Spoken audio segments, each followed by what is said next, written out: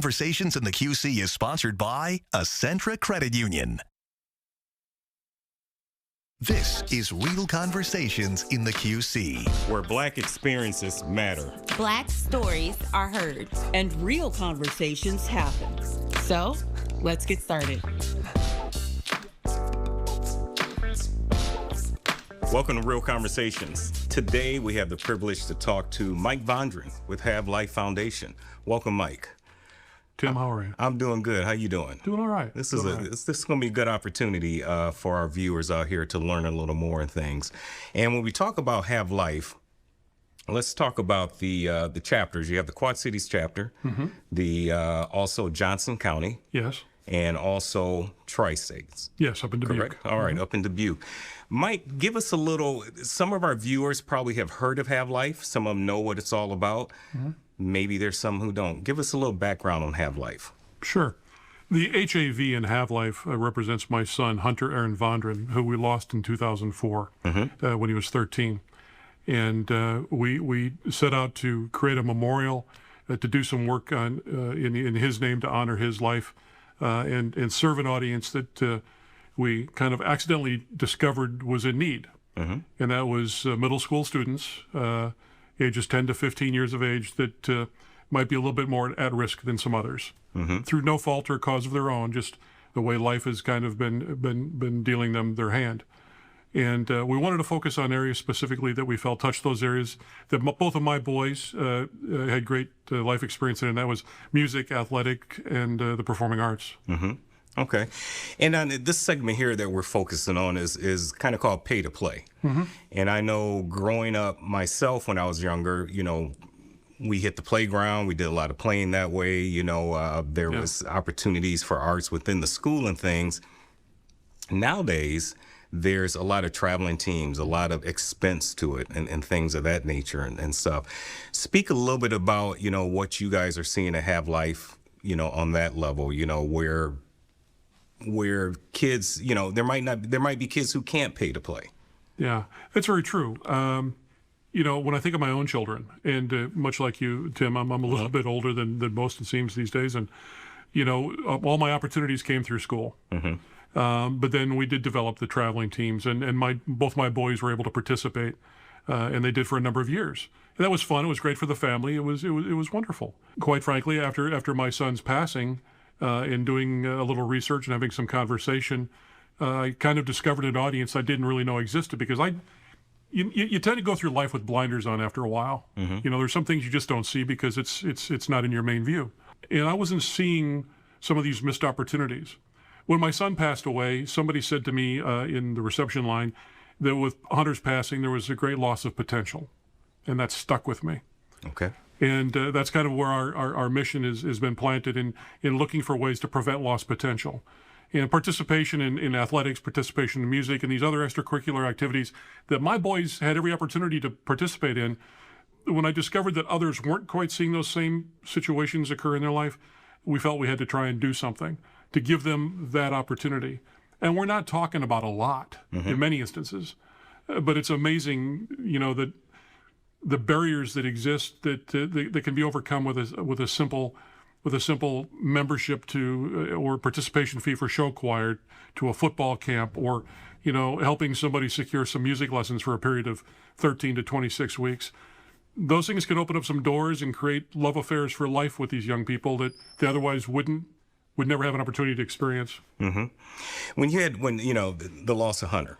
Yes. And you had you thought about, you know, the HAVlife and everything of that. Where did you go from there? I mean, how did it get started? Who was the first person you talked to about it? How did that conversation all go about? It's a really long story, and I'll try and make it as short as possible. After Hunter's accident, we received all kinds of very kind contributions to his medical bills. People would send cards and checks and letters and checks and cash, and it came in 10s and 20s and things like that I really just wanted to ignore because my head was not where it needed to be. And about a year went by, so about 2005, my accountant called up and said, Mike, we've got to explain to the IRS what this pool of money is for. And I said, I don't know what you're talking about. I'd kind of spaced it all off. Well, he said there's a little over $20,000. Wow. These were dollars contributed by absolute strangers that were trying to help us deal with our pain. And I didn't know what to do. So I sat down with Hunter's older brother, Barron, and I said, what do you want to do with this? Can you help me out? And he said, well, just send it back. My son said, Dad, just send it back. And I said, well, Dad's not that smart. I didn't keep any records. And he said, well, let's do something that Hunter would like with it. I thought that's a great idea. So I went to Davenport Central High School, and I sat down at that time with the gentleman that ran their band program, because my son was involved in band. My oldest son was going to be a sophomore at the time, and Hunter was going to be a freshman in the coming year. And I said, can we do anything to help? And he told me the story about having 50 students that wanted to participate in music but didn't have the $50 that it took to rent an instrument. And I said, is that $50 a month? He said, no, that's for the school year. And I couldn't believe that there were 50 young people that couldn't scrape up $50 to participate for the use of a musical instrument, to learn how to participate and play something that they would have the rest of their life. So we made that happen. That was easy. We stroke a check for that out of that fund, and those children had that opportunity. Word got out. Other people started reaching out and saying, how about this? What about that? What about a football camp? What about show choir? And we just kept being able to say yes. And then one day, the money ran out. And the requests kept coming. So I'd go to play golf and have dinner with my buddies, and I'd say, I need some dollars. Give me some dollars. They'd say, for what? And I'd say, trust me, I'll tell you later.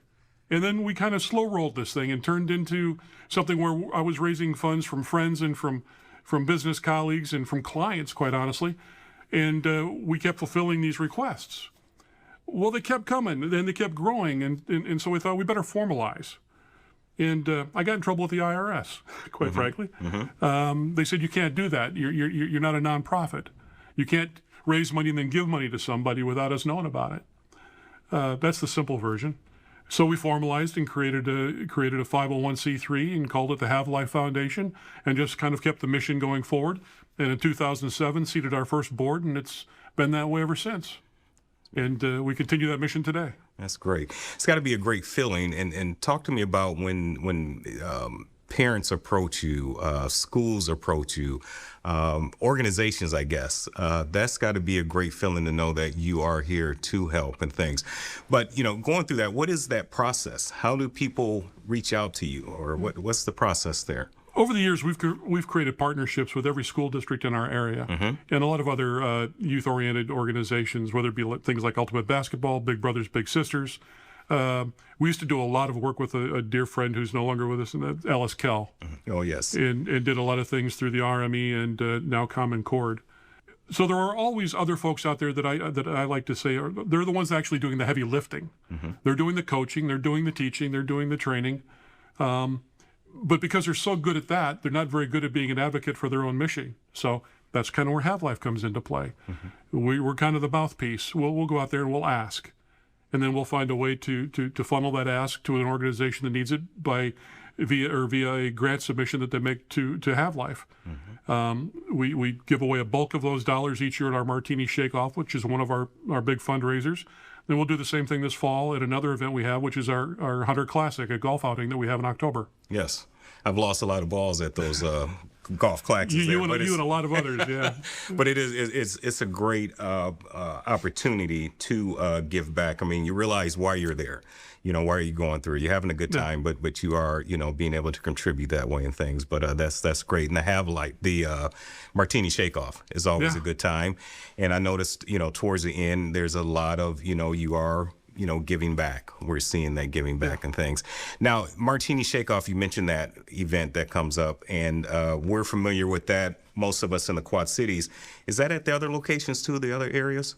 Johnson County has held them, and Dubuque holds one annually. Okay. Yeah. Okay. Dubuque does theirs in April, I believe. Okay. And up in, let's talk about the Dubuque area, in Johnson County and things. Are they also, I'm assuming, tied in with the schools there as well? And, yes. Okay. Yes. Organizations as well. Same model, same mission, working with partners in those same areas, yeah. And you had talked about early on the age range. Is that set in stone, that age range? Is it, do you ever get anybody coming in younger or a little bit older? We have, but that's our core. That's truly our focus. We did that very purposefully because it seems to be those middle school years are I don't know if you can remember what it's like to be a 7th and 8th grader. I kind of can. Yeah. Kind of. Those are tough years. That's when you're really kind of developing who you're going to be as an adult at a younger age in life. That's when you start making your first decisions of right and wrong, you know. And it's also kind of that point in time, I think, for young men, a lot of change has taken place. A lot of change has taken place, and I presume the same for young ladies. It can be tough. It can be tough on parents. It can be tough on children. It can be tough on everybody, just because that's where we're starting to become who we will be. And quite often, we discovered that those are the same individuals that maybe get passed over a little bit easier.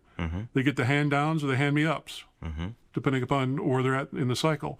So we wanted to try and create an environment that was recognizing who they were, where they were at, and trying to help them figure out where they wanted to go. Right. That's an oversimplification of a big process with a whole lot of players involved making that happen. But that's kind of why we stay there. Okay. To date, when you look at, and I was looking at your website, and to date, you know, we see the number granted, 1.2 million granted. Yeah. When you hear that, that's awesome to hear. How's that make you feel to know that you're doing that type of work, that service? Well, it's a lot of money. It comes in, you know, 5s and 10s and 20s. None of them are big, and it kind of goes out the same way. That 1.2 also represents having impact with a little over 15,000 young people. That's the number I like to focus on. Okay. Again, it's all about trying to create an opportunity of someone falling in love with a new passion in life that they might not have. If I could, I'll tell you a little story. Sure. Ellis Cal came to me years ago when we were very new, and he and I were very new as far as friends. And he said, "I got an idea, Mike. I want to teach 20 boys from the Arsenal Courts area, which is what they called a very difficult area back in the day. I want to teach them how to play guitar, believing that that'll help them make better decisions." And I said, "I think that's a great idea. What do you need from us?" And he said, "I need guitars and I need some seed money for lessons." Well, I went back to my board. We were able to make that happen. And then he proceeded for the next 13 weeks to take those 20 young men, and teach them how to play guitar. And then at the end of that 13 weeks, he invited them all back. Of those 20 young souls, 17 came back. Only 3 drifted away. That was a pretty good life lesson with regard to a little impact can make a big impact or big outcome. Those 17 young men continued on with him for a long time. And I'd like to believe that because of HAVlife's participation, because of HAVlife's support, they did find that love that would then at some point in time help them make the right decision versus a wrong decision. And we've continued to do that since then. You mentioned, you touched on something there about it's not just giving them the opportunity to be in sports or music or the arts or whatever, but is giving them life. I mean, they can see other options out there, and hopefully 100%. if they're in a situation where before we could not participate in this, and it might pull them into another situation, they have this that they can fall on and see. We had a young man a number of years ago who is severely autistic, and his mother wrote a very touching letter asking for some assistance because her husband at the time was battling cancer, so their life at home had been turned upside down, and she was struggling to try and find a way to give some sense of normalcy for her son who was already struggling. And she'd mentioned that he seems to have a fascination with music. It seems to speak to him. And we talked, and she said that he really wanted to play the saxophone. That's what she thought would do it, but they didn't have the funds for that. So we worked, and we found a partner, and we found somebody to present him with a saxophone. And I can still remember the day. Young man walks into my office downtown, puts his heels against the wall, looking at the floor, gave the saxophone to his mother. She's on her hands and knees, and she slid it over to him, and his eyes just lit up. They just lit up. That young man a few years ago wrote me a letter of thanks, letting me know that he's still playing a saxophone, except now he's doing it in the marching band for the United States Marine Corps. Oh, that traveling the world. Yeah, that is wonderful. That is awesome. That's a great feeling right there. Thanks. Stay with us. We're going to take a break, come back, and we're going to have more conversation with Mike Vondran.